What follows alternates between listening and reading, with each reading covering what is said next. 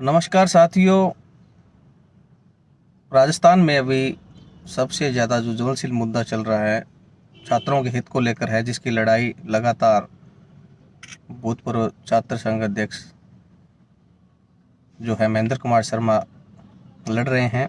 अभी हाल ही में L1 के अंदर जो बीएड को सम्मिलित किया था उसकी लड़ाई इन्होंने जयपुर में जाकर लड़ी और आखिरकार जीत हासिल हुई, जिससे कई छात्र छात्राओं का भविष्य जो है बच गया। और अब जो मांग है इनकी ये चल रही है कि जो रीट के जो पद हैं वो बढ़ाकर 50,000 किए जाएं। वर्तमान में अभी 30,000 पदों के लिए ही आवेदन लिए गए हैं और महेंद्र कुमार शर्मा इसकी लड़ाई भी अब शुरू करने जा रहे हैं। इसका आंदोलन के आगाज़ तो हो चुका है और जल्द ही इसके लिए बड़ा आंदोलन भी चलाया जाएगा। और हमारे साथ अभी मौजूद हैं खुद महेंद्र शर्मा और वो बात करेंगे इन्हीं मुद्दों को लेकर, छात्र छात्राओं के हित को लेकर बात करेंगे।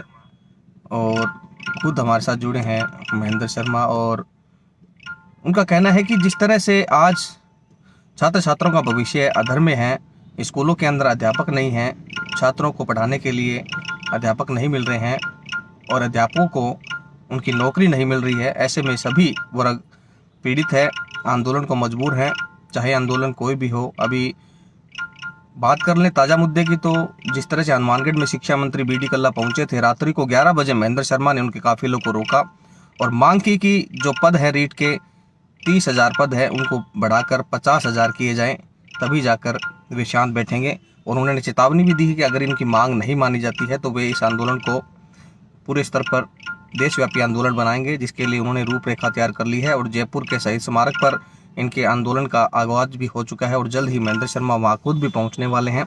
अभी हमारे साथ खुद मौजूद हैं महेंद्र शर्मा, इनसे बात करेंगे। महेंद्र जी, क्या है मुद्दा और ये किस तरह से आप इसकी आगे की लड़ाई लड़ेंगे, बताइए।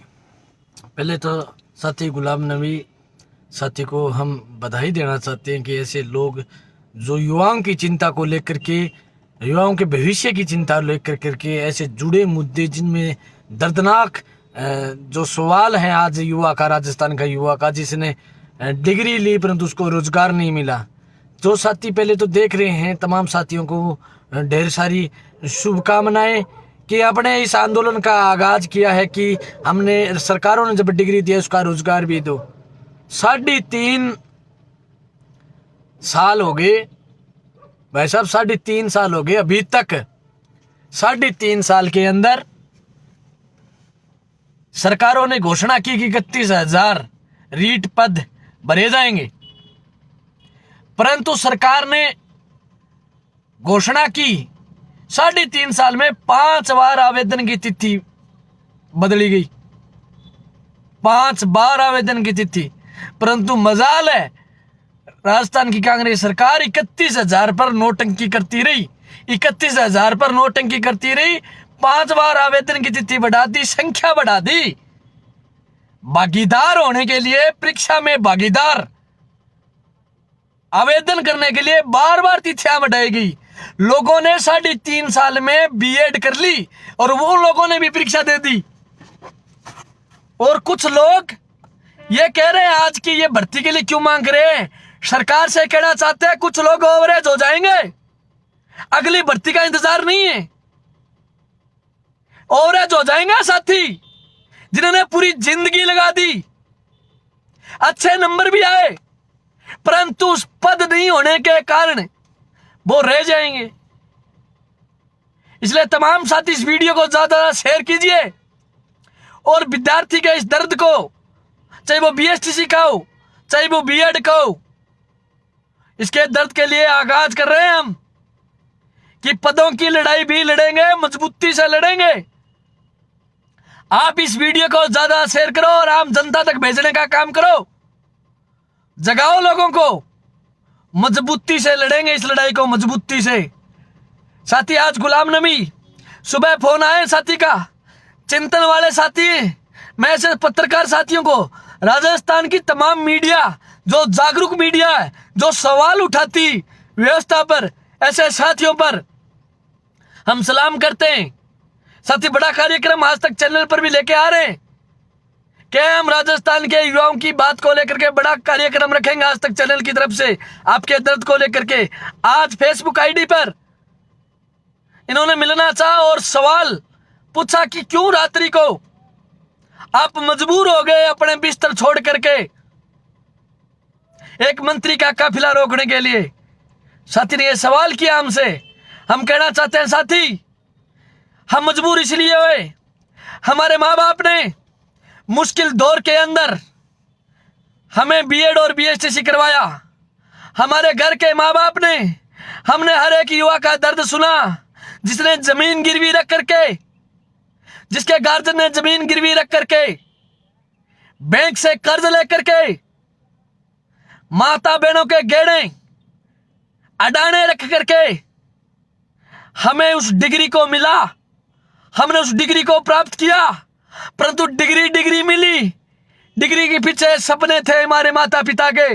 वो सपने ये थे कि हमें रोजगार मिलेगा, हम मास्टर बन जाएंगे, हम मास्टर बन करके हमारे घर में आंगन में खुशियां आएगी, हमारे आंगन में चहक महक होगी। परंतु आज की सरकारों ने हमारे माँ बाप के अरमान को, हमारे भविष्य की अंधेरी को लाने में वो सफल हो रहे हैं। वो बहुत तार्किक लोग हैं। वो 31,000 पदों की भर्ती ला करके 3.5 साल में ये ड्रामा करते रहे कि हम भर्ती लेके आए, हम भर्ती लेके आए। परंतु 5 बार मैं गुलाम नबी भाई साहब से कहना चाहता हूं, भाई साहब हमारा 5 बार आवेदन की तिथि बढ़ाई गई। जिन लोगों ने बीएड में दाखिला लिया था उनकी बीएड हो गई, परंतु सरकार ने परीक्षा नहीं करवाई। परीक्षा के लिए भटके आंदोलन किए कि परीक्षा करवाओ, परीक्षा करवाओ। अब कह रहे हैं सरकार से कि पद बढ़ाओ, नंबर अच्छे आए। 60% लोगों के 70-80% फीसदी नंबर आए, परंतु सिलेक्शन नहीं हो रहा कट ऑफ के अनुसार। अगर पद बढ़ते तो उनका दाखिला हो जाता। बुढ़ाई भाई साहब से कहना चाहता हूं, आज तक के चैनल के पत्रकार हनुमानगढ़ से, साथी यह दर्द सिर्फ मास्टर बनने का ही नहीं है, यह दर्द उन पीढ़ी का भी है जो पीढ़ी वर्तमान में पैसे के अभाव में जो झुग्गी झूंपड़ियों से निकल के सरकारी स्कूल में दाखिला लेते हैं। वो 1 से 5 तक के विद्यार्थी, जो स्कूली विद्यार्थी जो पढ़ने के लिए जाते हैं, सिर्फ बिल्डिंग मिली है, सिर्फ ब्लैक बोर्ड मिले हैं, मास्टर नहीं है क्लास में। बच्चे जा रहे हैं, खाली बस्ता लेके आ जाते हैं, घूम के खाली बस्ते में सिर्फ किताब होती, पढ़ाने वाला अध्यापक नहीं। ये लड़ाई 2 प्रकार की है। कुछ लोग एक एंगल से इस लड़ाई को ले रहे हैं, कुछ लोग एक एंगल से लड़ाई को ले रहे हैं। हम इस लड़ाई को 2 एंगल से ले रहे हैं। ये लड़ाई एक विद्यार्थी की है, एक गुर्जन की है, एक बेरोजगार की लड़ाई है। इधर बेरोजगार कह रहा हमें आप रोजगार दीजिए, इधर विद्यार्थी कह रहा है हमें अध्यापक दीजिए। आप आज तक के चैनल के गुलाम नबी भाई साहब से कहना चाहता हूं, आप सर्वे कीजिए, राजस्थान में सर्वे कीजिए, आपके चैनल के मार्फत सर्वे कीजिए। आप स्कूलों में घुसिए, खाली पड़ी है क्लासें, परंतु पढ़ाने वाला अध्यापक नहीं है दोस्तों, पढ़ाने वाला कोई अध्यापक नहीं है। वहां बच्चे ठोकरें खा करके आते हैं, इधर बेरोजगार ठोकर खा रहा है, परंतु कोई सुनने वाला नहीं। सारे अपनी मलाई बनाने में लगे। हम राजस्थान सरकार से कहना चाहते हैं, हम आपकी सरकार बनाने वाले लोग हैं, हम बीजेपी से नफरत करने वाले लोग हैं, जिसके बीजेपी पीपी मॉडल लेके आई है। हम उम्मीद के साथ में 2018 में मुख्यमंत्री महोदय राजस्थान के 200 विधायकों से कहना चाहते हैं, 2018 में आपने, हम युवाओं ने आपके चेहरों पर मुस्कान दी है। आपका जो चेहरा मुस्कुरा रहा है उसके पीछे राजस्थान के युवा ने मुस्कान दी है, इस बात के लिए दी है कि गहलोत सरकार आएगी और ढेरों सारे बेरोजगारों के जो वादे किए वो पूरा करेगी। आपकी जो एजेंडा था चुनावी कि ऐसा कोई पद नहीं होगा जो खाली रहेगा कोई विभाग में, आज विद्यार्थी सड़ रहे हैं, गल रहे हैं। ITI, ANM, GNM, B Tech, M Tech, LLB, IM, B Com, M Com, polytechnical, हर तरीका का विद्यार्थी डिग्री घर पर है, रोजगार नहीं है, धरने पर धरने चल रहे हैं। 2013 के साथी, 2018 के साथी, आज आंदोलन रहते एनएम जीने में आंदोलन रहते, परंतु उनको न्याय नहीं मिल रहा। आज बीएड और बीएसटीसी का विद्यार्थी न्याय की बात को लेकर के संघर्ष कर रहा है, परंतु कोई सुनने वाला नहीं है। मैं राजस्थान के उस युवक को कहना चाहता हूँ जो घर पर बैठे दुम दबा करके बैठे हैं, अरे चुप्पी से वैसा काल नहीं है, घर से बाहर निकलिए, अपनी आवाज उठाइए, अपना माध्यम सोशल मीडिया से हम आपको जगाते, आप अगले को जगाइए। कड़ी से कड़ी मिला करके, हाथ से हाथ जोड़ करके हम इतनी जोरदार श्रृंखला बनाना चाहते हैं। हम घेरना चाहते हैं उस व्यवस्था को जिस व्यवस्था ने 2018 में झूठे वादे करके हमें घेरने का प्रयास किया है। तो आप देख सकते हैं कि महेंद्र भाई की भावना को आप समझ सकते हैं कि जो ये निवेदन भी कर रहे हैं छात्र छात्राओं से कि जो घरों में बैठे हैं वो बाहर निकलिए, क्योंकि जब तक आप आवाज़ नहीं उठाएंगे कोई सुनने वाला नहीं है, क्योंकि सरकार बहरी हो चुकी है और उसको जगाने के लिए आवाज़ बुलंद करनी होगी। महेंद्र जी, अभी आपने रात्रि को जो मंत्री महोदय जो आए थे, उनका शिक्षा मंत्री आए थे BD कल्ला जी, उनका काफिला रोका और उन्होंने आपसे वार्ता भी की, तो वार्ता में क्या आश्वासन दिया आपको? हमने उसने आश्वासन दिया, मंत्री साहब ने, हमने 11 बजे तक वार्ता, बहुत मुश्किल से वार्ता हुई, हमें पुलिस ने खदेड़ा, हमारे साथ दुर्व्यवहार भी किया गया। हम रात्रि में बिस्तर छोड़ कर करके युवाओं को जगाने के लिए हम मंत्री महोदय जब हमारे हनुमानगढ़ पूछे तो हमने मंत्री साहब को ये बात कही है कि मंत्री साहब, डिग्री मिली, रोजगार नहीं मिला, 3.5 साल हो गए, सिर्फ आवेदन बढ़े, परीक्षा हो गई, आवेदन बढ़े, पद नहीं बढ़े, स्कूलों में अध्यापक खाली पड़े, आप पद बढ़ो। मंत्री महोदय ने यह बात कही है कि हम जल्द बात करके बताएंगे।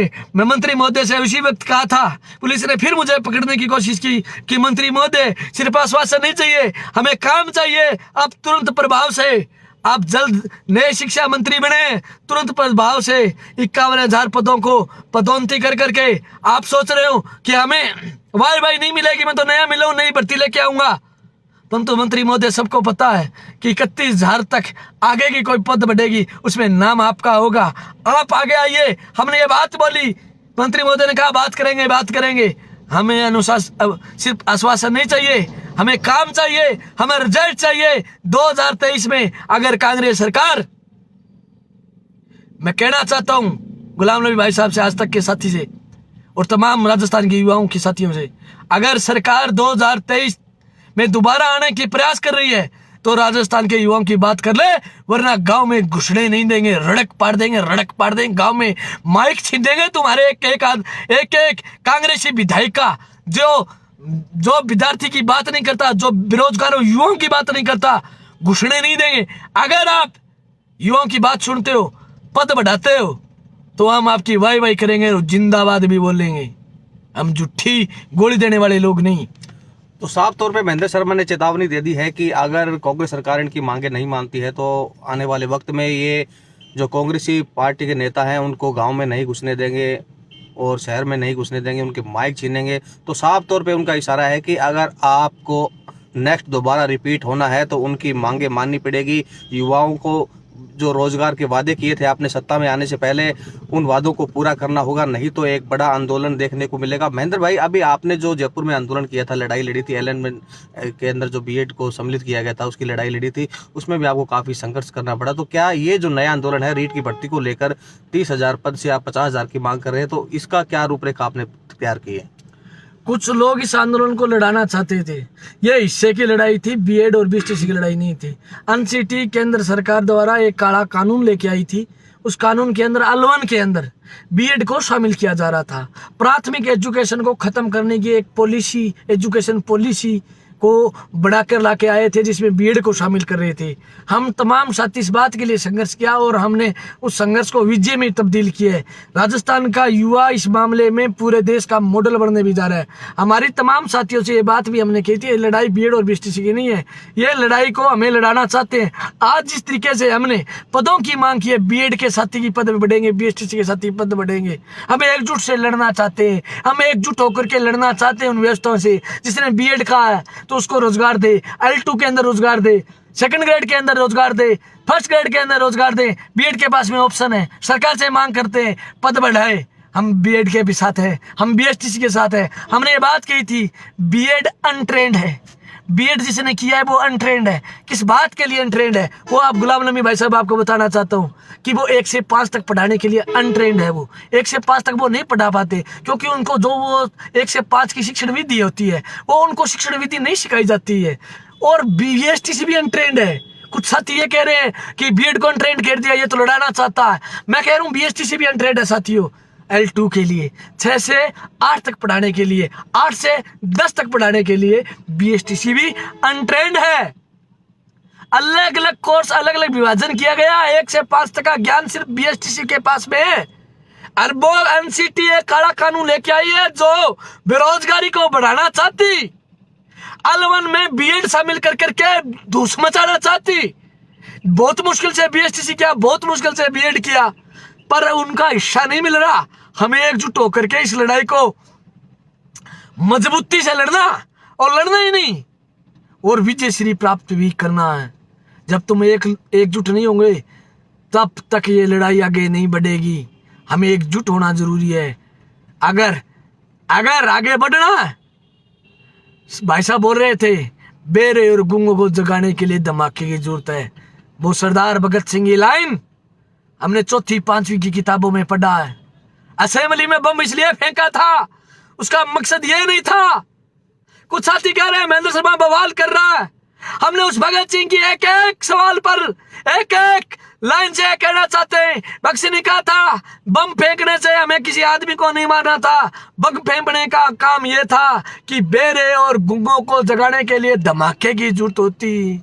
आज हम जो धमाका करें, शिक्षा मंत्री आए, हम धमाका इसलिए किया कि जागो शिक्षा मंत्री महोदय, आपको जो गद्दी दी है देश के राजस्थान के इस युवा ने दी है, जो आपको मुस्कान दी है, आप मुस्कान देश के राजस्थान के इस युवा ने दी है। जो आपके गालों पर लाली है, आपके होठों पर जो मुस्कान है, उसके पीछे राज है कि हमने आपके हाथ के निशान वाला बटन दबा करके मंत्री महोदय ये गद्दी दी है। अब इस गद्दी पर राजस्थान का युवा आस लाए बैठा है, इसलिए धमाका किया। 11 बजे सर्दी के मौसम में बिस्तर छोड़ करके गाड़ी के आगे मुख्यमंत्री के काफिले के आगे पड़ गए कि रोजगार दीजिए। ये इलाका हमारा इलाका संघर्ष करने वाला इलाका है। हनुमानगढ़ गंगानगर के साथी क्रांति वीर हुए, राजस्थान की अलग अलग धरा के लोग क्रांति वीर है। अगर उनको उनकी पढ़ाई पर, उनके रोजगार पर जो हमला करेगा, उनके खिलाफ एकजुट होकर के लड़ने का काम करेंगे वो राजस्थान का युवा करेगा। जहां हमने ये कहा, गुलाम नबी भाई साहब सरकारों से कहना चाहते हैं, कान खोल के सुन ले, चाहे जो बीजेपी है, चाहे वो कांग्रेस है, जो अन्य पार्टी है, हम कहना चाहते हैं जहां युवा चलता है जमाना उधर चलता है। जहां युवा दौड़ता है जमाना उसके पीछे दौड़ता है। सवाल आपके दिमाग में छोड़ रहा हूं, सत्ता में जो काबिज होकर के बैठे लोग, युवा जहां चलता है जमाना वहां चलता है। आपको तय करना है कि जमाना किधर लेके जाना है। निश्चित तौर पर महेंद्र शर्मा की जो भावना है वो आप समझ सकते हैं। इन्होंने साफ तौर पर कह दिया है कि जब तक इनकी युवाओं की, बेरोजगारों की मांगें नहीं मान ली जाती, जो रीट के जो पदों की भर्ती है 30,000 से 50,000 तक नहीं कर दी जाती, तब तक उनका ये संघर्ष अब जारी रहेगा। इन्होंने अलग जगा दी है। जयपुर में साथी इनके पत्र जो युवा साथी है, बेरोजगार साथी है, वो इकट्ठा हो रहे हैं और वहाँ से अलग शुरू करेंगे। महेंद्र जी एक बात और बताइए, जिस तरह से पदों के अंदर भर्तियाँ हो जाती है और परीक्षाएँ भी हो जाती है, लेकिन एक मुद्दा जो है कि परीक्षाओं के अंदर जो नकल का एक मुद्दा चल रहा है, पेपर लीक का मुद्दा चल रहा है, उसके बारे में आपने कभी कोई सोचा है कि इसके बारे में क्या कुछ करना चाहिए? कहीं ना कहीं इनकी क्या मंशा रहती है? हालांकि महेंद्र भाई खुद अभी इनका स्वास्थ्य सही नहीं है, हालांकि इनको आज जयपुर में होना था, उसके बावजूद ये अपने युवाओं साथी की आवाज़ को लेकर हमारे साथ जुड़े हैं। फिर भी इन्होंने कहा है कि मैं भले ही बीमार हो जाऊं, मेरा स्वास्थ्य कैसे भी रहे, लेकिन उनकी लड़ाई को मैं लड़ता रहूंगा। तो आप लोग इनका साथ दीजिए। तो महेंद्र जी एक आखिरी सवाल आपसे कि इस प्रणाली के अंदर आप क्या कुछ कहना चाहेंगे? आज की जो प्रणाली है शिक्षा व्यवस्था, उस पर बहुत बड़े सवाल खड़े हो जाते हैं। कुछ चुनिंदा लोग, कुछ ऐसे चुनिंदा लोग जो लग जाते हैं, जो मेहनत करते हैं, वो लोग पीछे रह जाते हैं। ये सवाल, ये निशान खड़ा होता है। मुद्दा सिर्फ 12 राज्य हैं, उनको कोटा दिया जा रहा है। हम सरकार से मांग करते हैं कि बाहरी राज्यों को अलग से कोटा दिया, उनको बाहर करो भाई। राजस्थान युवा को मौका दीजिए। यहाँ का विद्यार्थी बेरोजगार तड़प रहा है, उनको कोटा दे करके आप क्या साबित करना चाहते हो? नंबर 2 बात, पेपर लीक ऐसा कोई पेपर नहीं हो जो लीक नहीं हो रहा। मुश्किल दौर से गरीब ने जमीन बेच करके गहने डाने रख करके पढ़ाई करता है, उसके बाद में वो कोचिंग में जाता है, कहीं सीकर जाता है, जयपुर जाता है, कोटा जाता है, तैयारी करने के बाद एक कमरे लेता है, खर्चा लगता है, घर में भी काम नहीं करवा सकता, लाखों रुपए खर्च हो गए, फिर एग्जाम दिया, एग्जाम में अच्छे नंबर भी आए परंतु लगा नहीं, वजह पेपर लीक। इस दौर में सरकारों से यही मांग करना चाहते हैं कि आप सजगता लाएं, भेदभाव को बंद करते हुए, पेपर लीक बंद करते हुए एक दायरे में इस पेपर के जो एक गाइडलाइन होती है उसके अनुसार से पेपर लिए जाए, ताकि हर एक को न्याय मिल सके। जो योग्य लोग हैं वो आगे आ सके। पेपर लीक जैसे सवालों में योग्य लोग आगे नहीं आ सकते, उनको पीछे रहना पड़ जाता है। इसलिए सरकारें, खोज चाहे बीजेपी की हो चाहे कांग्रेस की हो, हम कटाक्ष नहीं कर रहे, हम सरकारों से मांग करते हैं कि जो पेपर लीक प्रकरण के मामले जो बढ़ रहे हैं उन पर रोक लगानी चाहिए। तो महेंद्र जी, अब अंत में आप क्या संदेश देना चाहेंगे अपने साथियों को जो अब लड़ाई लड़ने की आप तैयारी कर रहे हैं? रीट के पदों को लेकर 30,000 से 50,000 की मांग है, तो कहां तक ये आपका आंदोलन जाएगा और इसकी रूपरेखा किस तरह से आपने तैयार की है और क्या संदेश देंगे? ले मसाले चल पड़े हैं अब लोग मेरे गांव के, अब अंधेरा जीत लेंगे लोग मेरे गांव के, अब ये अंधेरा जीत लेंगे हम। मेरे युवा साथी जागे ना जिस दिन, ये जागता नहीं है, ये तो सोशल मीडिया में, व्हाट्सएप में, इंस्टाग्राम में डूबा है, इसको चिंता नहीं। जिस दिन चिंता होगी गुलाम नबी भाई साहब, ये घर से नेताओं को निकाल देंगे। ये लोकतंत्र है, दैट इज डेमोक्रेसी। साथियों, डेमोक्रेसी में अपना बात रख सकते हैं। मैं साथियों से कहना चाहता हूँ, जल्द दवाई लेकर के स्वस्थ होकर के आपके बीच में आ रहा हूँ। आपको जब भी मैं मेरे ऑफिशियल अकाउंट से फेसबुक, व्हाट्सएप, ट्विटर, यूट्यूब के आपको सूचना कर दूं, जब भी आऊं आप भारी तादाद के अंदर जरूर आना। लड़ेंगे साथी, जीतेंगे साथी, जब तक है हलक में जान बाकी। हमने कहा है सरकारों से, हमने मुकदमे जहे, हम पर मुकदमे हुए, लाठियां खाई, हमने कहा you kill my body, do not kill my idea. आप हमारे शरीर को तोड़ सकते हो, हमारे विचार को नहीं मार सकते, क्योंकि हमने पढ़ाई इसलिए किया है, हमने सिर्फ डिग्री प्राप्त करने के लिए नहीं पढ़ा है, हमने किताबों से भी सवाल किया है, हमने उस पर्सन से सवाल किया है जो पर्सन हमसे सवाल करना चाहता है। हमने तर्क के साथ, वैज्ञानिक सोच के साथ हम आगे बढ़े हैं। हमने एक एक चीज से तर्क के साथ पढ़ाई की है, हमने सिर्फ डिग्री लेने के लिए। हम राजस्थान के युवा से यही संदेश कहना चाहता हूँ, विशेषकर हमारे हनुमानगढ़ के साथी, जो साथी फेसबुक पेज के साथी, गुलाम नबी भाई साहब के जो तमाम दर्शक हैं, उनको एक ही कहना चाहती हूँ, एकजुट होकर के इस लड़ाई में आप एकजुट हो जाइए। आपकी दुनिया की कोई ताकत नहीं जो आपको हरा सकती। सरकार बनाने वाले हम हैं, सरकार को गिराने वाले हम हैं। तो निश्चित तौर पर महेंद्र शर्मा ने अपने बयान जो है आपके सामने रखे हैं, अपनी भावनाएं रखी है, तो इनकी भावनाओं की आप कदर कीजिए और जल्द ही जो आंदोलन की रूपरेखा तय की जाएगी उसके अनुरूप आप इनका साथ दीजिए, क्योंकि जब तक आप लड़ाई नहीं लड़ेंगे तब तक कोई भी विजय हासिल नहीं हो सकती। जिस तरह से इन्होंने अब बीएड की जो L1 के अंदर सम्मिलित हुई थी वो लड़ाई लड़ी थी और जीत हासिल की थी, तो उसी के आधार पर अब ये लड़ाई शुरू करना जा रहे हैं और जयपुर के शहीद स्मारक से ये लड़ाई शुरू करेंगे। तो अभी के लिए इतना ही। आप हमारे साथ जो साथी दर्शक जुड़ रहे हैं, साथियों हमारी बात आप तक पहुंच गई, आपने हमें सुन लिया, परंतु मेरी मांग ये है कि ये वीडियो उन विद्यार्थी तक भेजो जिन विद्यार्थियों तक हमारी आवाज नहीं जा पाई। उनको जगाने का काम आपका है, हमारा काम आपको जगाने का। कुछ को हम जगाते हैं, कुछ को आप जगाइए। कदम से कदम मिल करके हम लड़ेंगे साथी। तमाम साथी जो दर्शक साथी हमें देख रहे हैं इस चैनल के माध्यम से, तमाम साथियों से निवेदन है इस वीडियो को खूब वायरल कीजिए, युवा तक भेजिए और युवा को एकजुट कीजिए। हम लड़ेंगे, छाती पर चढ़ के लड़ेंगे, सरकारों की व्यवस्था पर लड़ेंगे, उन गलत नीतियों पर लड़ेंगे, एजुकेशन की जो गलत पॉलिसी आ रही है, रोजगार खत्म करने की जो पॉलिसी तैयार हो रही है, उनके खिलाफ हम लड़ेंगे। इस वीडियो को दबा शेयर कीजिए, हर एक युवा को जगाइए, हर एक युवा से घर से बाहर निकलिए, चाहे वो बहन हो चाहे वो भाई हो, अपने अधिकार के लिए बाहर आइए। लड़ेंगे साथी, जीतेंगे साथी। इस नारे को आगे लेके धन्यवाद साथियों, जिन साथियों ने हमें समय दिया आपका बहुत बहुत धन्यवाद। आपका प्यार यूं ही बना रहे, आपका संघर्ष जिंदाबाद। आप यूं ही एकजुटता के साथ बड़े रहना। संगठन में शक्ति है। यूनियन ने संतरण तीसरी के क्लास में पढ़ा था, संगठन बना के रखोगे तो तुम्हें कोई तोड़े नहींगा। अगर तुम अकेले रह जाओगे तुम मारे जाओगे। एक शायर ने कहा है कि तुम दाढ़ी रखते हो तो भी तुम मारे जाओगे, अगर तुम दाढ़ी नहीं रखते हो तो भी तुम मारे जाओगे। अगर तुम मेरे बारे में कुछ सोच रहे हो तो भी तुम मारे जाओगे, अगर नहीं सोच रहे हो तो भी तुम